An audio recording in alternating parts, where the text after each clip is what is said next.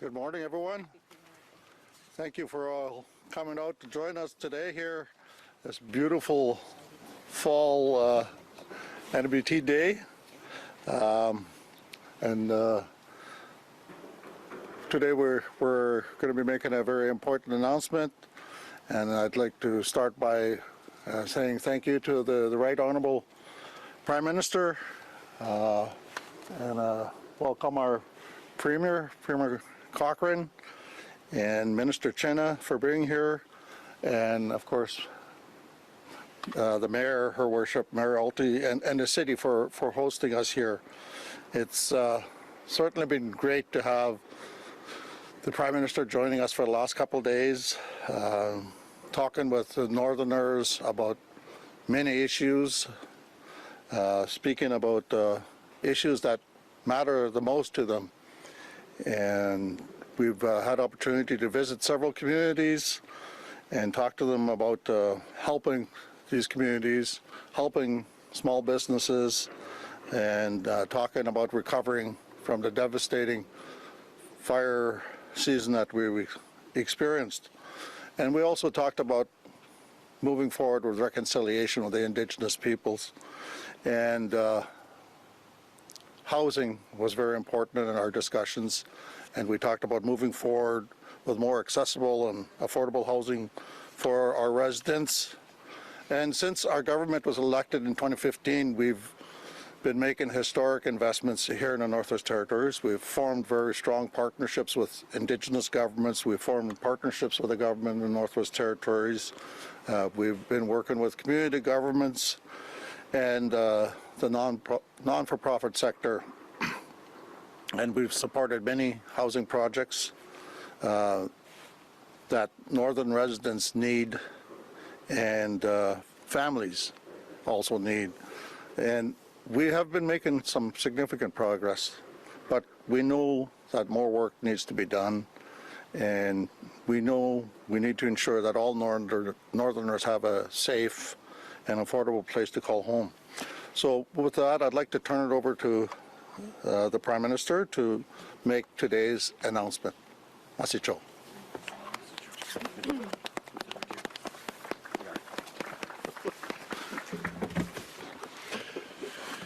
Thank you very much, Michael. It's always great to be with you here in the N.W.T. It was especially great being with you yesterday in Hay River, Enterprise, and Katladitchi First Nation. It's amazing how many people you know, and how strong and connected an advocate and representative you are for the people in the Northwest Territories. We're lucky to have such a strong and dedicated member of the team, being such a strong voice for the North in Ottawa. So thank you for all the work you do. My Cochrane, always such a pleasure to be with you as well. Thank you for your leadership through some very challenging times. We worked together in a very strong way on a huge range of issues, and I thank you for all your extraordinary service. Minister Chinna, great to see you as well. Thank you so much for joining us. Rebecca, Mayor Alty, thank you. Thank you for your leadership during the challenging times we've gone through, but in a challenging few years. It has been a very difficult few years, from pandemics to evacuations and fires and floods and different challenges. We know it's been really important for people to pull together, and having leadership that is focused on pulling people together and solving big challenges is what it's all about. And I'm very happy to be here with you for this big announcement on housing in Yellowknife.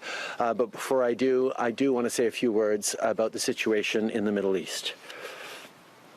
Je tiens tout d'abord à offrir mes condoléances aux proches des Canadiens qui ont perdu la vie dans l'attaque terroriste du Hamas la fin de semaine dernière. Mes pensées et celles de tous les Canadiens sont avec vous. We continue to be in contact with the families of the 3 Canadians who are reported missing. We're providing support, and we're also in close contact with the local authorities. The safety and security of Canadians at home and abroad is always our top priority. The situation on the ground is volatile. We're actively helping our citizens and permanent residents come back to Canada. I can confirm that a first Canadian Armed Forces flight has departed Tel Aviv with approximately 130 passengers and has landed safely in Athens. As we speak, a second plane has already landed in Tel Aviv and will bring people to Athens in a few hours. And we're working on additional options for those who cannot reach the airport in Tel Aviv. To provide assistance and logistical support, we're also deploying members of our standing rapid deployment team to the region. This is a unit of specialized officials who are specifically trained to help during times of emergencies or crisis. Canadians who wish to leave or who need assistance can contact our embassy in Tel Aviv, our offices in Ramallah, or of course our offices in Ottawa. We're working around the clock to support you. We'll continue to follow the situation as it evolves and continue our efforts with international partners. La violence qu'on a vue et les détails qu'on continue d'apprendre sont absolument horribles. Le Canada condamne sans équivoque les attaques terroristes du Hamas contre Israël et on est solidaire du peuple israélien. Canada supports Israel's right to defend itself in accordance with international law. Hamas is a terrorist organization, and it does not represent the Palestinian people or the legitimate aspirations of the Palestinian people, and it does not represent Arabs or Muslims. Israeli and Palestinian civilians deserve to live in peace, in security, in dignity, and with their human rights respected. Canada will be providing an initial $10 million in humanitarian assistance to address urgent needs in Israel and in the Gaza Strip, and Minister Justin will have more details soon. As events abroad unfold, I want to take a moment to reassure the Jewish and Muslim communities here in Canada who are feeling especially vulnerable. I want you to know that we continue our efforts to keep our places of worship and communities safe. And our government is in regular contact with the leadership of the RCMP, and your local MPs are closely liaising with law enforcement. We must always stand united as Canadians. This is something that is core to Canada. We take care of each other, even in the most difficult of times, and we support each other always. Turning to this announcement, je suis très heureux d'être ici à Yellowknife. Partout au pays, on voit un besoin urgent de logements supplémentaires. Mais les besoins et les solutions diffèrent d'une région à l'autre. Le Nord est confronté à des défis particuliers. Par exemple, le climat est différent, l'accès aux matériaux est limité et il y a aussi, bien sûr, une très grande pénurie de main-d'œuvre. Here in Yellowknife, the cost of rent has been going up. Vacancy rates are very low, and the people who are, of course, hardest hit by this lack of supply are vulnerable people, including seniors, Indigenous peoples, and those experiencing homelessness. Housing is a complex issue, and we have to tackle it from different angles. During the pandemic, we launched the Rapid Housing Initiative specifically to address the urgent needs of vulnerable people. We're now in the third round of funding for this successful initiative, with which we're expected to build a total of over 15,500 homes nationally. Here in Yellowknife today, we can announce that we'll build 50 new affordable homes for the people who need it the most with federal funding under the Rapid Housing Initiative. The government of the Northwest Territories is also a financial partner, and the city of Yellowknife provided the land. Work on the construction site is already underway. On sait que quand les gens ont un logement abordable et sécuritaire, ça améliore leur vie.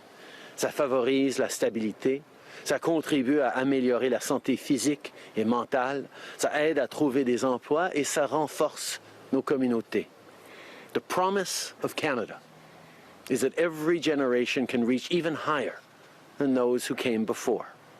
Well, we're working hard to secure that promise, and it starts by making sure everyone has a safe and affordable place to call home. Canada is the best country in the world. Let's keep making it even better. Merci beaucoup d'être ici. I'm now very happy to pass it over to Paulie Chinna, the Minister responsible for housing here in the Northwest Territories. Paulie. Thank you.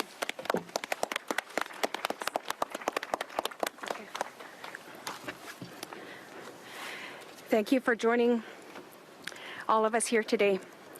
I want to thank, I'm just going to adjust this mic. I want to thank Prime Minister Justin Trudeau, Premier Cochrane, MP McLeod, Mayor Rebecca Alty, and the Chair of the Yellowknife Housing Authority, David Wa-Salsu, for being here today for this important announcement. Today's announcement represents real progress towards the N.W.T's mandate and commitment to increase the stock of affordable homes in the Northwest Territories. Like many of the communities in the North, there's a massive need for housing in the Northwest Territories, and one government cannot complete this alone. This announcement is a great example of federal, territorial, and municipal governments working together to address the housing crisis here in the Northwest Territories. Housing staff have worked very hard with the local housing authorities to develop this proposal to respond to the third round of Canada Mortgage and Housing Corporation's Rapid Housing Initiative. Based on the strength of this project and the intent of social outcomes, Housing was notified by CMHC officials that the proposal was successful and the project funding has been secured. I'm excited to announce that a 50-unit multiplex will be constructed here in Yellowknife with the occupancy of 2025. It will include a mix of bachelor suites for seniors and singles and 2-bedroom apartments for small families. Thank you to the Government of Canada for investing $20.8 million under the CMHC Rapid CMHC Housing Program. Thank you to the City of Yellowknife for your contribution to secure the land for this project. This complex will be located downtown. It'll be a walking distance to the school, to the grocery stores, and health services. One of the standard features of this 50-unit multiplex is the emphasis on sustainability. This project will incorporate new sustainable technologies to ensure that aspects like heating, ventilation, building assemblies, and air filtration are optimized. Another important aspect of this build will be that the Housing N.W.T North Slave District Office and the Yellowknife Housing Authority will be located on the first floor of this building and will be able to work and grow with stronger working relationships between staff, and they will have the opportunity to have easy access to the tenants and their concerns and other programs that we may offer. I look forward to seeing the results and the continued partnership between the Northwest Territories and the Government of Canada as we work together to address the housing crisis through various supports like the Rapid Housing Initiative. We continue to put new houses on the ground in the communities across the Northwest Territories. Again, I want to thank Prime Minister Trudeau, Premier Cochrane, and MP McLeod for his constant advocacy for us in Ottawa, and Mayor Rebecca Alty for working with us and joining us here today. After we finish, we will be taking a tour. Right now, I'd like to invite Ms. Rebecca, Mayor Alty, for some comments. Merci.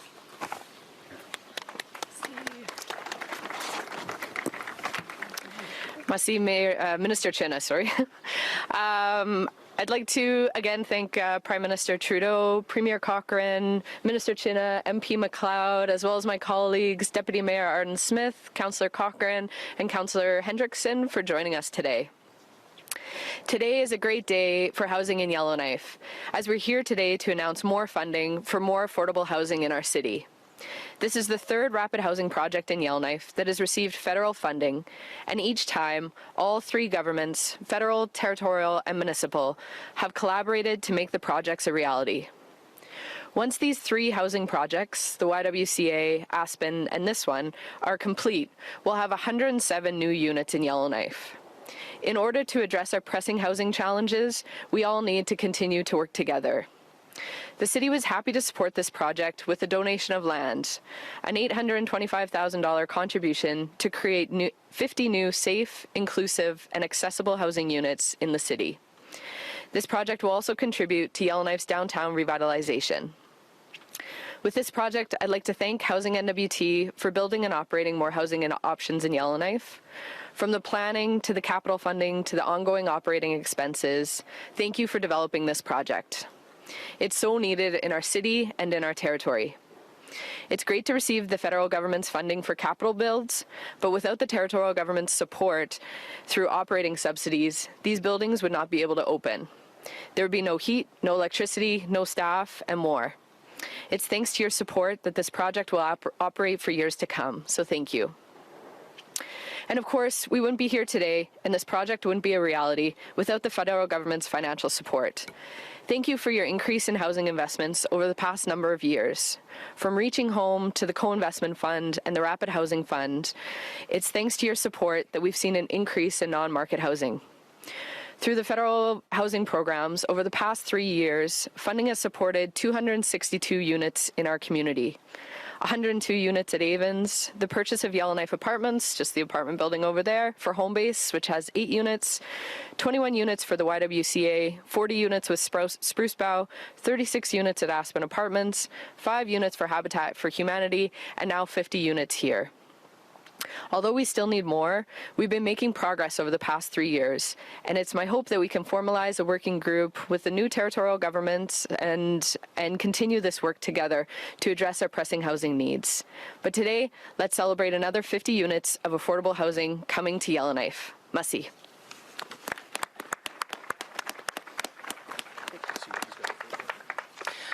Okay, thank you, Mayor Alty.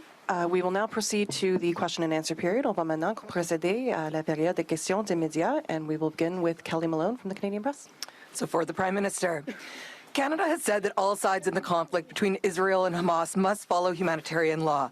You said a year ago, talking about Russia's attacks on Ukraine, that indiscriminate attacks on innocent civilians constitutes a war crime. So with that, what's your position on the siege in Gaza? Well, there is no question that Hamas is a terrorist organization that has brutally murdered innocent civilians, that has chosen to invade Israel, that has chosen to cause just horrific devastation, and on top of that, has taken hostages in total and flagrant violation of all international laws and norms. Israel has the right to defend itself in accordance with international law. And we continue to look for ways to support civilians in both Palestinian and Israelis and ensure that as many civilians as possible are kept safe during this terrible conflict that is the responsibility and the fault of the terrorist organization known as Hamas. Nous reconnaissons que Hamas est une organisation terroriste qui a violé la loi internationale, qui a commis des crimes de guerre dans leur attaque horrible contre des civils en Israël. C'est absolument inacceptable et nous reconnaissons, bien sûr, le droit de l'Israël de se défendre en ligne avec la loi internationale. Nous sommes là pour travailler avec nos partenaires et nos alliés pour assurer qu'on protège le plus grand nombre de civils possible.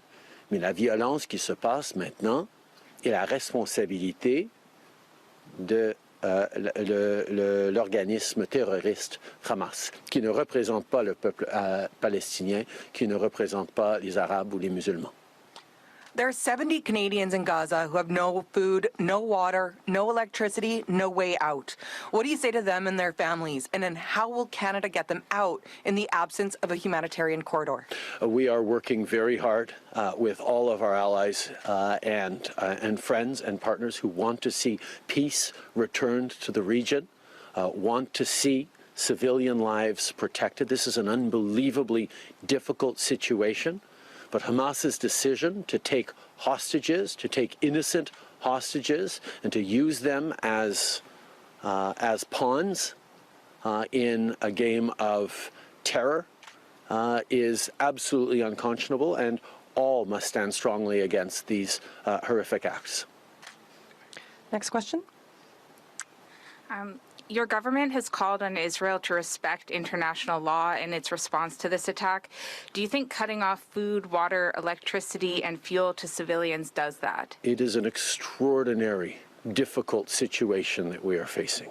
We know that Israel has the right to defend itself in accordance with international law. And Hamas's decision to take innocent people hostage is a further example of their barbarity, of their atrocities. We need to ensure we are doing everything we can to keep all civilians in the region safe, and that's what we will continue to work to do. And a local question now. This summer's wildfires showed the country how behind the N.W.T is in terms of essential infrastructure. One road or no road out of communities, precarious telecommunications systems that failed during the wildfire emergency in the South Slave region. The N.W.T can't improve infrastructure on its own. Has new funding been allocated to N.W.T infrastructure since the summer? I've had many good conversations with Premier Cochrane and other leaders in the N.W.T about this issue, the resilience of infrastructure, the need to build back better, knowing that climate change means there will be more extreme weather events. There will be more wildfires and floods and challenges faced by people across this region. And that's why we are working together to make sure that we are better ready in the future for things that are going to become more and more commonplace. We must make sure we're keeping communities and the people who live in them safe, knowing that it's going to get more difficult in the coming years, but this federal government will always be a partner to the territorial government and the municipalities. Prochaine question.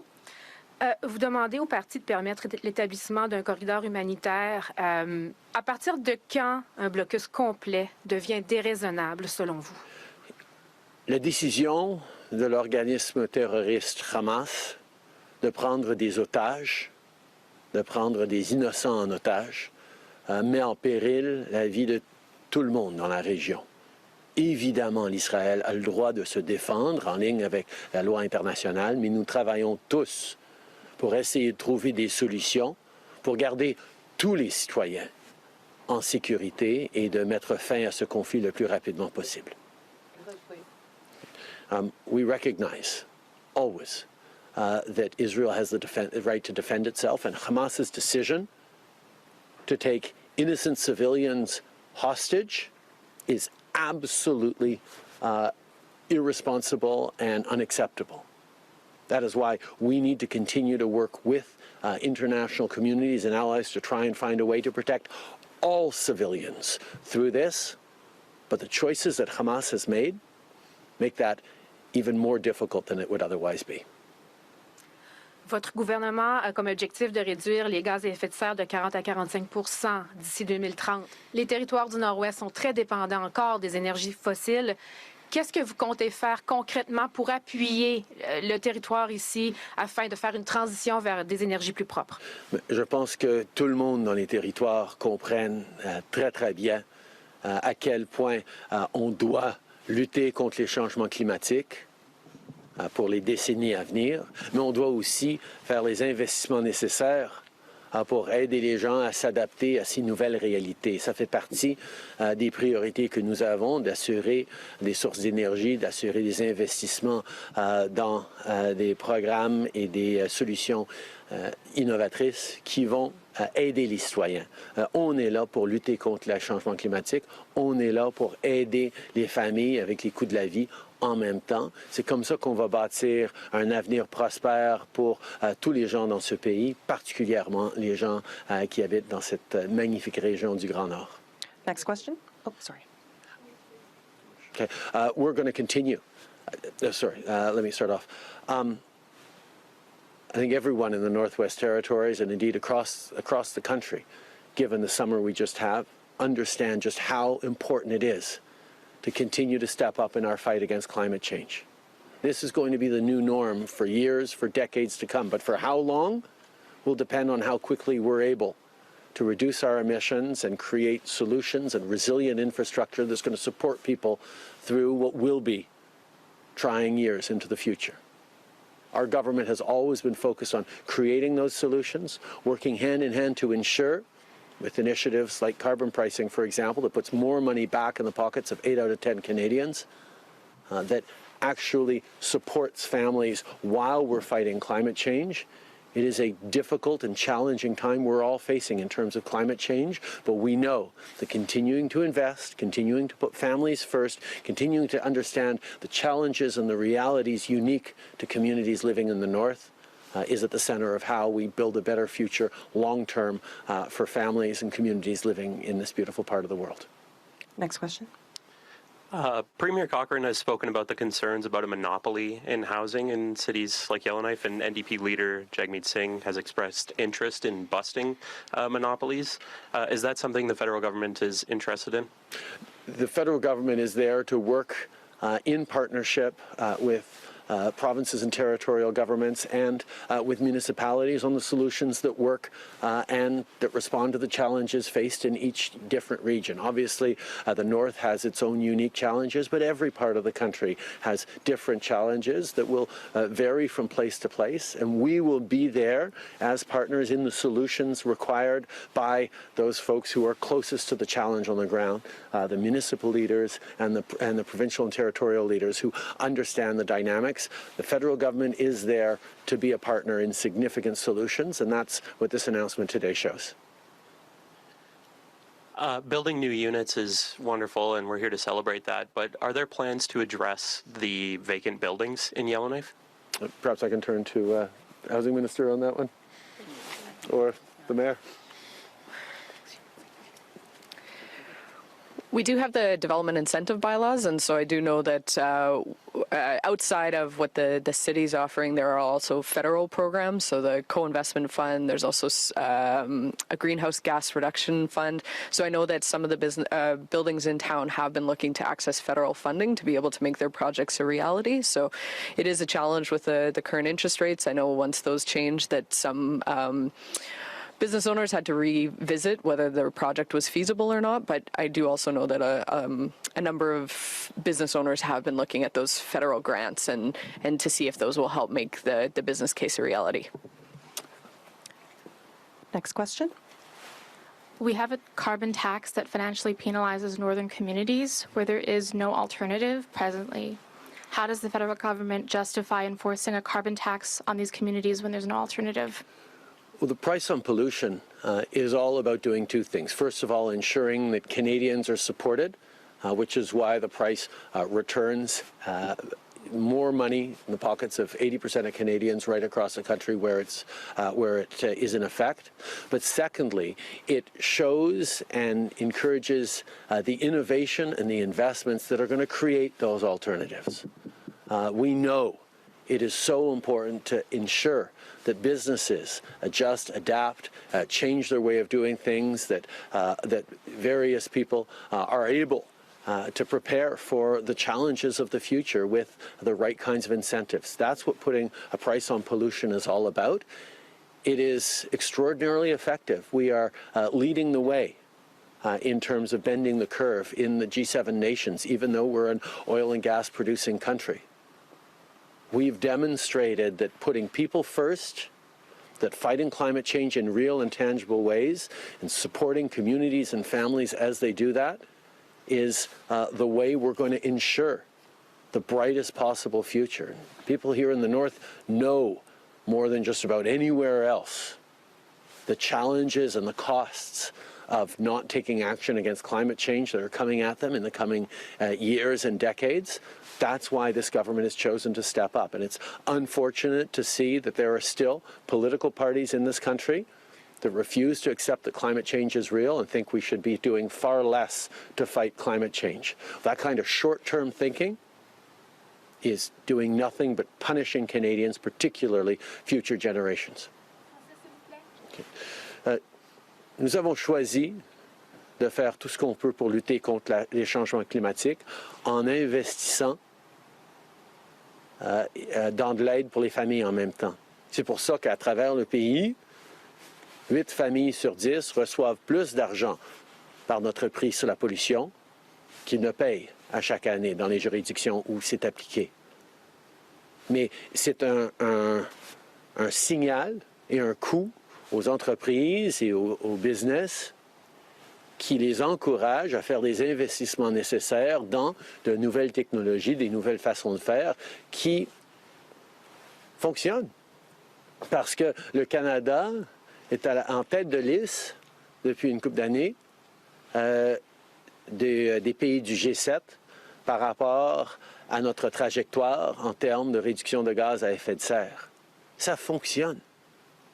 Et je pense que les gens ici dans le Nord comprennent très bien à quel point on ne peut pas ralentir dans notre lutte contre les changements climatiques. On ne peut pas faire semblant que ça s'en vient pas, que ce n'est pas une responsabilité que nous avons maintenant à adresser. C'est vraiment dommage qu'il y a encore des partis politiques dans ce pays, dont les conservateurs au fédéral, qui continuent de penser que la solution, c'est de moins faire pour lutter contre les changements climatiques. Les gens ne vont pas être protégés, ils ne vont pas être prospères dans les années et les décennies à venir si on n'est pas en train de comprendre et d'agir pour protéger les générations futures. Follow-up? Does the federal government have plans to support Northerners who shoulder the burden of the high cost of living as a result of climate change? We have always been there to support people in the North from the very beginning of our conversations on the Pan-Canadian framework to fight climate change. There was a recognition of the particular circumstances and context faced by people who live in the North, who are both greater victims of climate change to a larger degree of the impacts and less responsible for it than many other people across the country and around the world, while at the same time they do have fewer alternatives. That means it is the responsibility of all of us to be there to support people in the North. But the solution to that is not to slow down in our fight against climate change. It's to do more in supporting people and building those strong economies, creating those solutions, whether it be new lithium mines, whether it be new sources of energy, whether it be small modular reactors, whether it be more power lines or hydro projects or connections or more energy efficiencies. There are so many things that we can and are doing. We need to continue to be ambitious and steadfast in our commitment to build a better future for everyone in the North for generations to come, particularly for Indigenous peoples who have seen the impact of the changing climate more tangibly and closely than just about anyone else. Next question. Yes, I would like to hear more about your visit to the community of Enterprise. What lessons or impressions did you take away from that? First of all, it was unbelievably heartbreaking. Enterprise has long been known as being an unbelievably close-knit, welcoming community. It's the gateway into the Northwest Territories and has always been an extraordinarily tight-knit, friendly place. The devastation that we saw, people who build homes in a community for over decades, losing just about everything, is truly heartbreaking. But in my conversations with Michael Damour, the mayor, my conversations with the premier and with other local representatives and leaders, including KFN First Nation, we are there, KFN, we are there to rebuild. We are there as partners to ensure that community continues to be strong and vibrant for decades to come as people rebuild.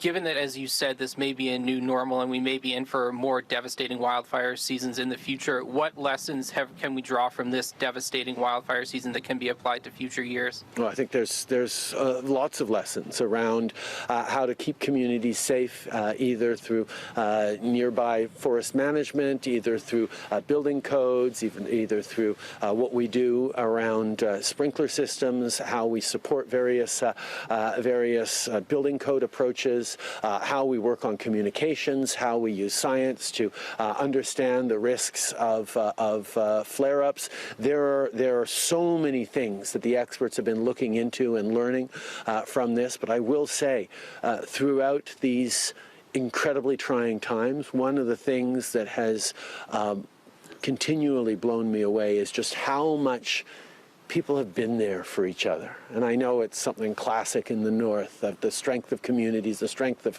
neighbors being there for neighbors. But when you look at the size and the scale of the crisis people faced and how well, despite those conditions, people were there to keep each other safe, to support each other, to get through difficult things like evacuations and returns.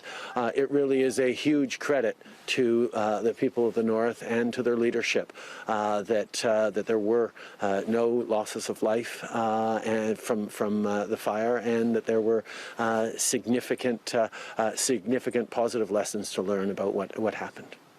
Next question. Yes. Prime Minister, can you speak towards what you heard from N.W.T First Nation and Métis leaders yesterday on what they require at this time? Yeah. The N.W.T First Nations leaders, particularly Chief April Martel, were extraordinarily articulate in the challenges they face, but also the role that Indigenous communities and traditional knowledge and understanding of what's happening around played, both in alerting the communities around to the challenges of the floods in Hay River last year, or the impacts of the fire as it was approaching. It is really important that we make sure that First Nations communities have the tools necessary to keep themselves safe and continue to be the stewards of the land that they have been for millennia. In my sit down with the Métis Nation of the Northwest Territories, a lot of the same issues were discussed. There's a need for greater partnership. There's a need for greater investments, and we're going to continue to work with them and with all Indigenous peoples in building that path forward on reconciliation, not just with an eye to the terrible challenges of the past, which are real, but also how we build the strongest, most robust future, not just for Indigenous people, but for Indigenous and non-Indigenous people alike, because we all live on this land together, and we all have responsibilities to care for it and make sure that future generations have all the opportunities to continue to thrive in this beautiful place. Follow-up? Yes. After this northern visit, can you be more specific on what infrastructure supports your government is looking to provide N.W.T communities affected by fire? I can tell you that these conversations are very much ongoing and active about what those next steps are, whether it's more training, more resources, whether it's direct infrastructure investments. I know both Minister Sajjan and Minister Fraser are engaged with this directly, as others will be as well. This was a great time for me to be up here, but I can highlight that a number of other ministers both have come up and will continue to come up to make sure that we're both learning the lessons from what just happened, but also preparing for what will be a challenging future. We all know we continue to be here for communities across the North, and that will keep going for a long time. And we have time for one more question. On peut prendre une autre question. Hello, Mr. Prime Minister. This question goes for climate change, I suppose. Your 2019 election campaign promise for the North was to get the North completely off diesel fuel. Now, it's been 4 years, and we really haven't seen very much, so I was wondering if you could speak towards that. It continues to be a goal of this government that is shared by many partners across the North. We know that a reliance on diesel is both expensive and challenging for the environment. In terms of building alternatives, whether it's renewables, whether it's looking at small modular reactors, whether it's developing other solutions as well, we're going to continue to be there to work with partners across the territories to make sure that we're getting closer to that, because we need to get there if we're going to get to a net zero world. How we get there is going to require all the innovation and thoughtful leadership of multiple partners as we move forward. Thank you very much. Merci à tous. This is the end of the press conference. Merci tout le monde. La conférence presse.